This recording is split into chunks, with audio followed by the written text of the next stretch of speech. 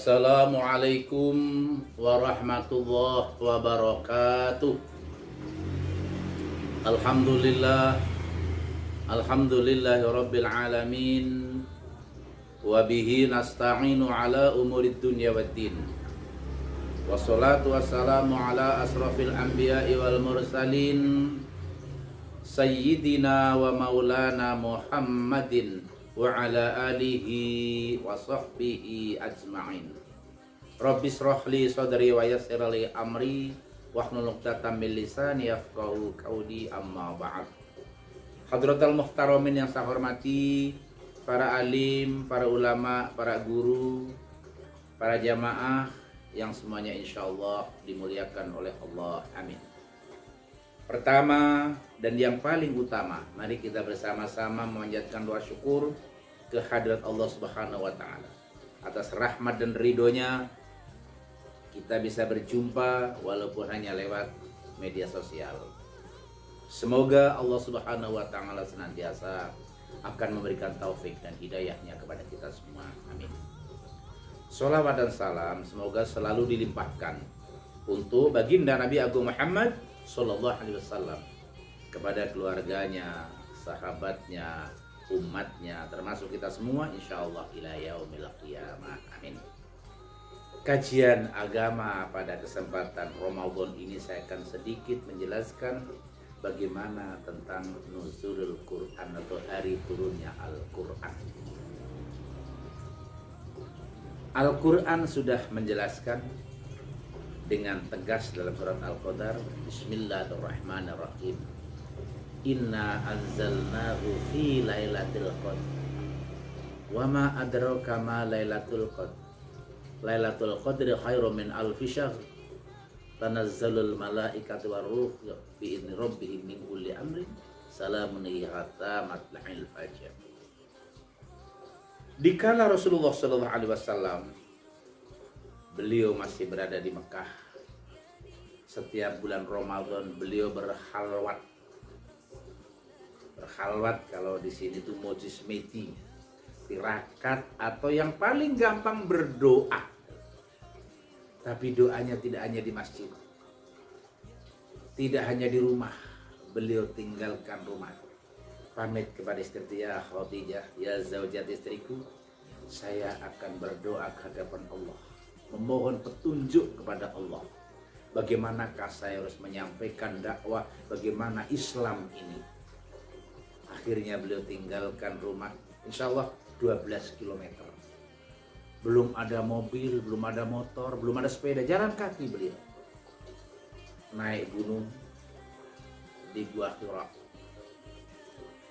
Sekarang banyak sekali kawan-kawan saudara kita kalau pada umroh itu nampak tilas, naik sampai ke Gua Hira. Alhamdulillah, di situ beliau berhalat, beliau berdoa. Pada saat persis malam 17 Ramadan. Ini yang masyhur ya, Itu pada hari ke-16 malam ke-17. Beliau dikala berdoa kepada Allah, datanglah sosok makhluk yang sangat besar. Kemudian beliau berkata, Iqra, Iqra, Iqra. Baca, baca, baca. Tapi Rasulullah menjawab, ma ana biqari. Aku tidak bisa membaca. Aku tidak bisa membaca. Akhirnya makhluk tadi menyampaikan, Iqra bismi rabbikal ladzi khalaq. Khalaqal insana min 'alaq. Iqra wa rabbukal akramul ladzi 'allama bil qalam. 'allamal insana ma lam ya'lam. Bacalah. Baca, baca. Rasulullah merasa mohon maaf, kaget yang luar biasa. Makhluk apa yang begitu besar? Aku belum pernah ketemu makhluk ini. Kemudian pada saat itu, subhanallah, Rasulullah pulang, mengetuk pintu. Ya Khadijah, iftahul bab. Ya Khadijah, iftahul bab. Ya Khadijah, iftahul bab. Bukalah pintu, bukalah pintu, bukalah pintu. Subhanallah, dikala dibuka pintu, Rasulullah merasa kedinginan. Ya, saya kalau boleh kata mohon maaf, rasa agak ketakutan. deluduk. Kemudian beliau diselimuti oleh Siti Khadijah. Ya Rasulullah, ada gerangan apa yang telah menimpamu di tempat kau berdoa tadi? Masya Allah, wahai istriku, aku tadi telah didatang oleh makhluk yang begitu besar. Makhluk apa saya tidak tahu itu. Jadi tadinya Rasulullah itu belum tahu makhluk apa itu. Tapi istrinya ini orang yang sangat cerdas, yang sangat bijaksana, kepengen menakinkan siapa sebetulnya itu. Ternyata beliau bertanya kepada seorang pendeta juga, siapa sebetulnya sosok tubuh yang sangat besar, makhluk yang sangat besar yang berada di bukit itu. Wahai Khadijah, sampaikan kepada suami Muhammad, beliaulah adalah malaikat Jibril, utusan Allah, yang bertugas adalah memberikan wahyu. Jadi nabi-nabi dulu itu juga mendapatkan wahyu dari Allah lewat perantaraan malaikat Jibril. Dan saya pernah melihat di rumahmu itu ada sinar yang sangat bagus yang menyoroti rumahmu itu. Dan sinar itu tertuju kepadamu, itulah sebetulnya sinar Allah. Allah menyinari betapa mulianya. Maka mohon maaf kalau sering disampaikan dalam kitab Al-Barjanji, anta samsun, anta badrun, anta nurun fauqa nur, anta iksiru wa hulli, anta misbahus sudur. Anta samsun ya Rasulullah, kau bagikan matahari di siang hari. Anta badrun, kau bagikan rembulan. Jadi siapa sih orang yang tidak cinta kepada matahari? Semua cinta pada matahari, kecuali orang-orang yang terkena penyakit belean ya. Itu tidak akan cinta kepada matahari. Kalau memandang matahari dia akan merasa sakit. Kemudian dijelaskan, ya Muhammad, aku telah mendapatkan petunjuk yang baik, bahwa yang telah mendatangimu itu adalah malaikat Jibril, makhluk yang sangat besar sekali. Bahkan di depan Gua Hira itu, gunung itu, depannya ada gunung. Orang berkata ini namanya Gunung Jibril katanya. Gunung Jibril. Ya, saya kalau bertanya pada mukim di sana, itu gunung apa? Itu namanya Gunung Jibril. Oh, Gunung Jibril, iya. Pada saat Rasulullah akan mendapatkan wahyu, Jibril duduk dulu di atas bukit itu. Kepalanya itu menjulur, tangannya menjulur ke langit, kakinya itu menyentuh tanah. Jadi betapa besarnya makhluk itu. Itulah rajanya malaikat yang bernama malaikat Jibril.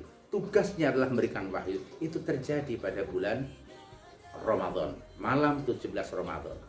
Kemudian fungsinya apa Quran itu? Iqra, baca. Kita harus membaca. Mana mungkin kita tahu akan hukum, akan Islam. Karena isi daripada Quran itu satu adalah petunjuk, hudal linnas wa bayyinatin minal huda wal furqan.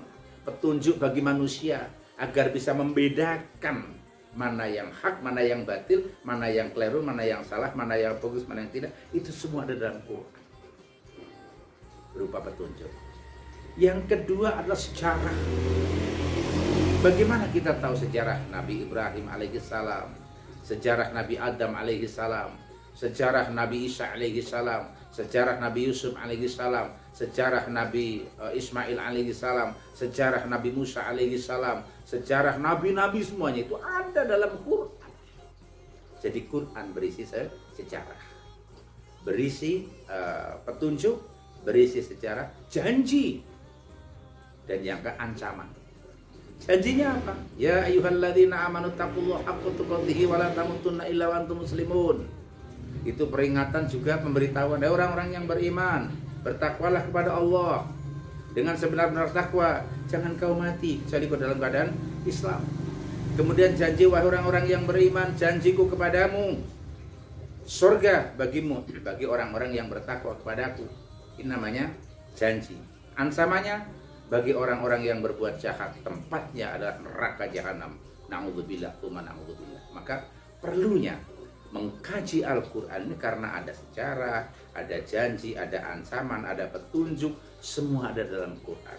Bagaimana kita tahu isi Al-Quran kalau kita tidak mau membacanya, tidak tahu tafsirnya, tidak tahu maknanya? Maka minimal kita membaca. Pak, kalau saya membaca itu susah Pak, belajar susah Pak. Loh, jangan khawatir. Bagi mereka yang belajar, wala tak terbata-bata, oh pahalanya 2. Ya, pahala mau dan pahala terbata-batanya. Jadi jangan khawatir. Bagi yang belum bisa baca Quran, bacalah Quran. Latihan Quran, baca Quran. Sekali lagi, Quran adalah petunjuk bagi manusia yang akan bisa mengarahkan kita masuk ke dalam surga dengan Quran. Semoga fadilah daripada nuzul Quran ini akan membawa manfaat bagi kita semua. Billahi taufiq wal hidayah. Akhirul kalam. Wassalamualaikum warahmatullahi wabarakatuh.